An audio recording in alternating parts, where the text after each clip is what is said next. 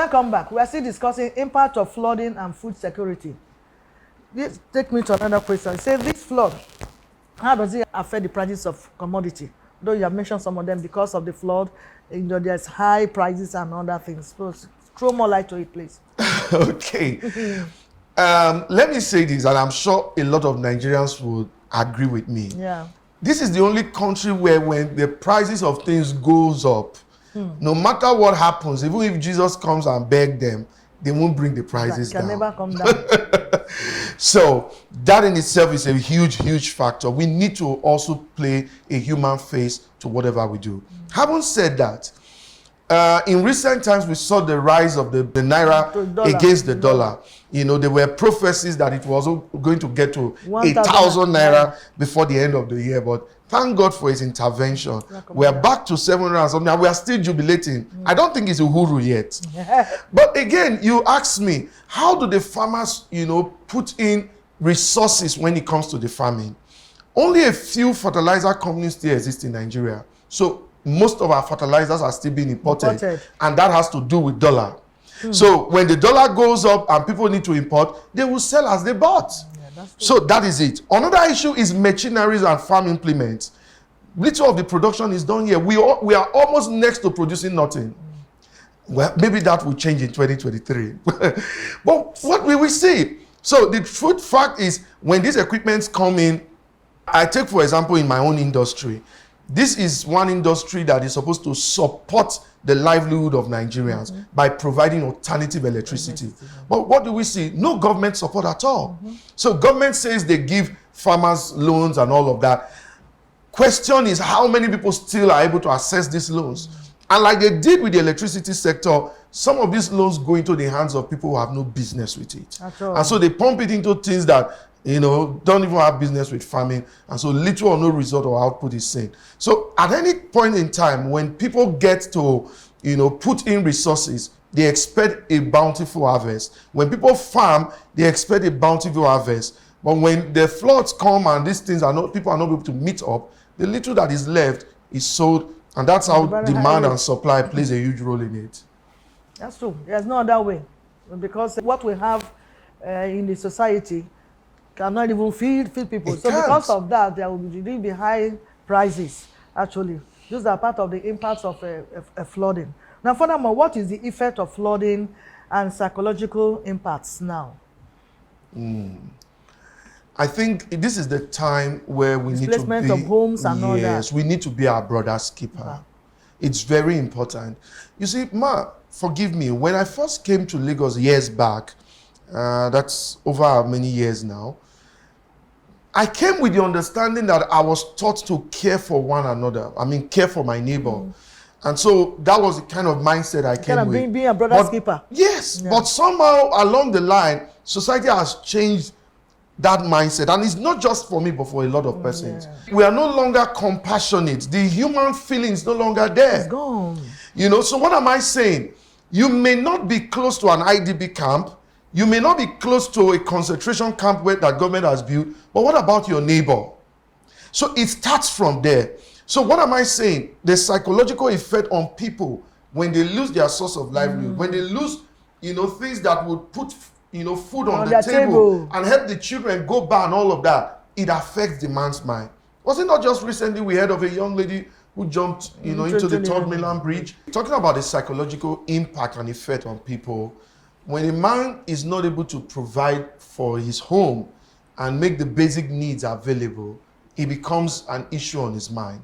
And then you see issues like depression, suicidal thoughts, and all of those begin to set in. I say it's very devastating. Exactly. So people have lost farmlands, they've lost loved ones, and there's no hope.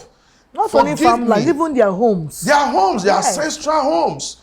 And forgive me, it was only being a bit political to say when the Minister for Humanitarian Affairs said that a state like Bayelsa State was not among the top 10. Can you imagine? And then it was obvious even to the blind man that Bayelsa was 99% submerged in water.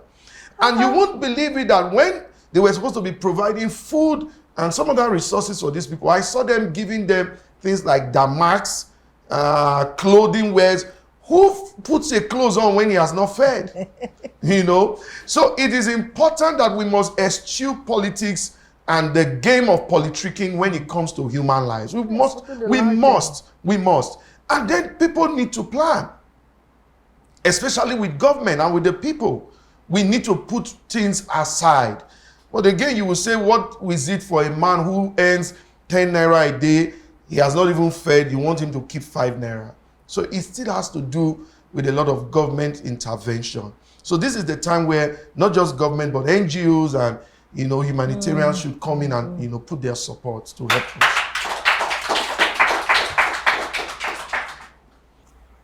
So how then can we tackle flood in Nigeria and protect our lives and properties? Very good question. Is it those that okay, like you mentioned from the beginning, 2012, 10 years ago now, and people are still in that same place that's so flooded, even though it's their central place. So how do we tackle it? Because one will, I think by now they should have started doing some kind of movement to some area where this flood will not be properly affected. Good question, ma. Recently I watched a documentary on the Nile River. The River Nile is situated in Egypt, Northern African region. And of course, the Nile River is very big. And it has done, so much for the people of Egypt. Question, if we need to copy, if we need to go and borrow the technology that the Egyptians use, why not? What are we doing to the River Niger? What are we doing to the River Benue? How much of dredging activities do we see in this area? It is estimated that 60% of the Egyptian people live along the River Nile corridor. Because the government has been able to make waterways, water resources, and water-related activities around the Nile. So you see a lot of urban development. You see a lot of things that has to... For example, while I was growing up, I used to hear of water basins, inland waterways. We hardly hear of those anymore. Because, again, these are sources of transportation that we have not exploited. Everybody talks about roads. The roads are damaged. They are insecure. People can't travel from point A to point B. What about the waterways? Have we exploited them? That brings me to the issue of dam and seaports. How many seaports do we have in a state like Lagos? How many seaports do we have in Bayelsa? How many seaports do we have in rivers?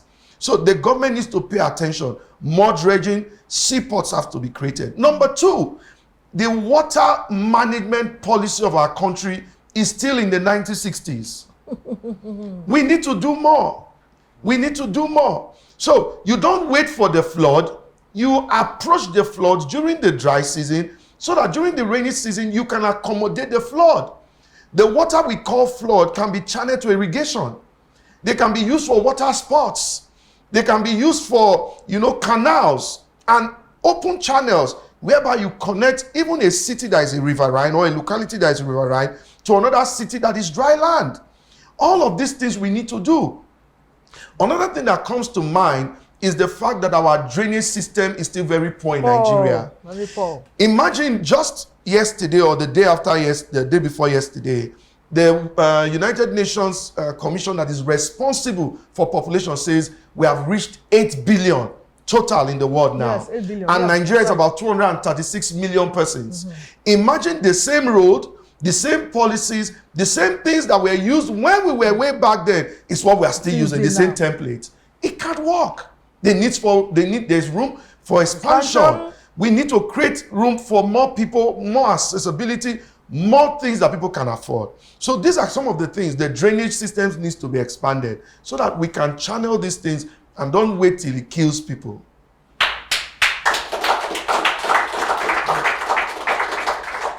I still refer to that 2012 you mentioned, because if a proactive measure have been taken from that 2012 to now, we may not have experienced what we experienced after 10 years. Exactly, yes. We don't have experience. That's why I started by that reading. You cannot build the future in the future. Yeah, you need you to got to plan. You need to practice. So let our leaders, that's what I call government. They have the knife, they have the yam, so they know who and who to cut. That's why we cannot discuss anything meaningful actually in Nigeria without, when you talk about development, without mentioning government. Of course, they must take the lead. They have what it takes. Let's not be channeling our money to things that are not important. But let's look at this. Because if care is not taken again, I think I also read that they also said again that next year flood is going to be worse than this. Yes, because the issue of climate change is there. It's staring us in the face.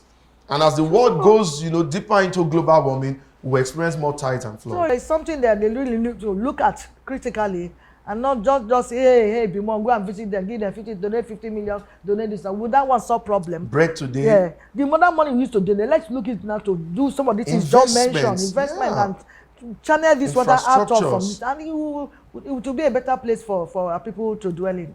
We'll take a break now. Vivid View. Say and do it.